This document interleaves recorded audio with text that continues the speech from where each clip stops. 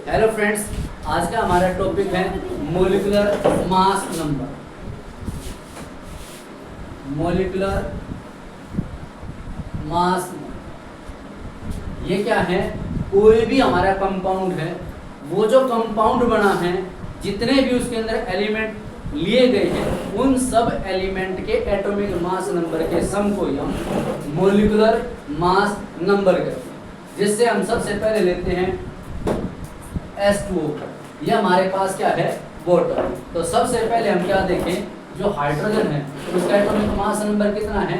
1। Oxygen है उसका atomic mass number कितना है? 16। अब हमने यहाँ इसमें पुट करना है जो हमारे पास हाइड्रोजन है, यहाँ पे हाइड्रोजन का सबसे पहले रखो एटॉमिक मास। अब देखो कि हाइड्रोजन है कितने, यहाँ पे हाइड्रोजन 2, वो क्या गैस के मल्टीप्लाई। अब ये क्या है, जब ये नंबर कंप्लीट हो जाए तो उसके बाद बीच में क्या है? प्लस का निशान। ये हो गया। अब हमने देखना जो हमारे पास ऑक्सीजन उसका एटॉमिक मास नंबर, ऑक्सीजन का एटॉमिक मास नंबर होता है 16। अब हमने यहाँ देखना है कि ऑक्सीजन है कितनी। यहाँ पे ऑक्सीजन कितना है? 1। तो ये क्या हो गया? 2 1 जा 2 प्लस 16 1 जा 16 इक्वल टू कितना हो गया? 18। ये हमारा जो वाटर है उसका है एटॉमिक मास नंबर, यानी कि मोलिकुलर मास। इसको बोलते हैं हम एटॉमिक मास यूनिट। अब हम लेते हैं हमारे पास HCl, जिसको हम बोलते हैं हाइड्रोजन क्लोराइड। इसमें भी सेम ही बात है। हमने क्या करना, सबसे पहले जो हाइड्रोजन है उसका एटॉमिक मास नंबर। फिर ये देखो कि हमारे पास जो क्लोरीन है, क्लोरीन उसका एटॉमिक मास नंबर कितना है? क्लोरीन का एटॉमिक मास नंबर होता है 35.5। यस। अब हमने ये सारे के सारे वैल्यूज में पुट कर देनी है।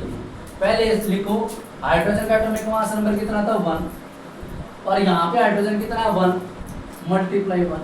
जब ये नंबर कंप्लीट हो जाए तो बीच में क्या? प्लस का निशान लगा दीजिए। अब हमारे पास आता है क्लोरीन।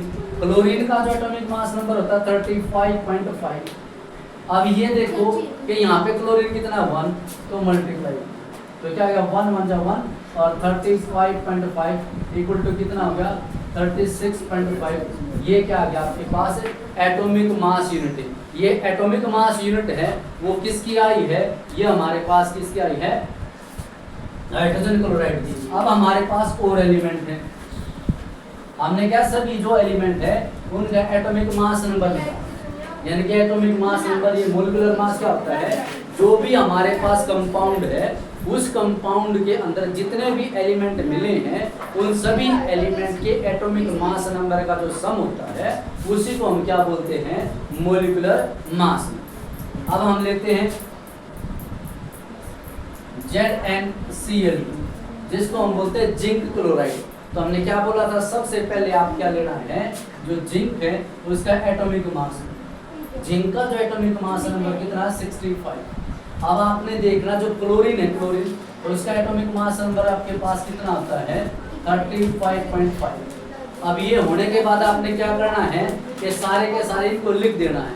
पहले जो जिंक है उसका एटॉमिक मास नंबर कितना होता है? 65। फिर आपने देखना कि यहाँ पे जो जिंक है वो कितने हैं। यहाँ पे जिंक 1 है तो 1 के साथ मल्टीप्लाई करो। ये नंबर कंप्लीट हो जाता तो यहाँ क्या करोगे? प्लस का निशान।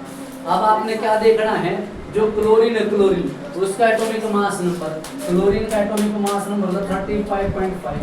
फिर आपने क्या देखना है कि यहाँ पे जो क्लोरीन है वो कितना है। यहाँ पे क्लोरीन आपके 2, ये 2 से मल्टीप्लाई करो तो यहाँ पे क्या हो गया? 65 अंदर 65 प्लस में 35.5 को 2 से मल्टीप्लाई करोगे तो यहाँ पे आएगा आपका 71 इक्वल टू, ये कितना आ गया आपके पास? 6 हो गया। ये कितना हो गया? 13 हो गया। ये आपका क्या है? जिंक क्लोराइड है। उस जिंक क्लोराइड का क्या है? Atomic mass. अब हमने क्या देखना है, हमारे पास है H2SO4, जिसको क्या बोलते हैं? हाइड्रोजन सल्फेट बोलते हैं। तो हमारा पहला काम वही है, पहले इसका एटॉमिक मास नंबर, हाइड्रोजन का कितना? 1, सल्फर का कितना है?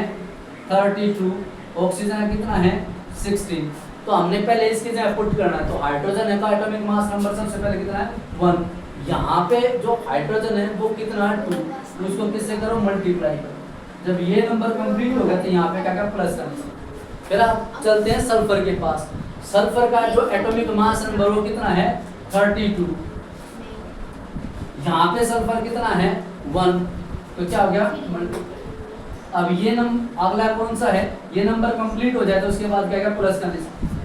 फिर हमने चढ़ना ऑक्सीजन के ऊपर, जो ऑक्सीजन उसका एटॉमिक मास नंबर कितना है 16। यहाँ पे ऑक्सीजन कितना है 4, तो कितना आ गया 2 1 जा 2 और 32 1 जा 32 और कितना आ गया 64। अब हमने इनको ऐड करना है, ऐड करोगे तो क्या हो गया 6 और 2 8 हो गया और 6 और 3 क्या हो गया 9 हो गया। ये आपका जो हाइड्रोजन सल्फेट है उसका एटॉमिक मास नंबर है।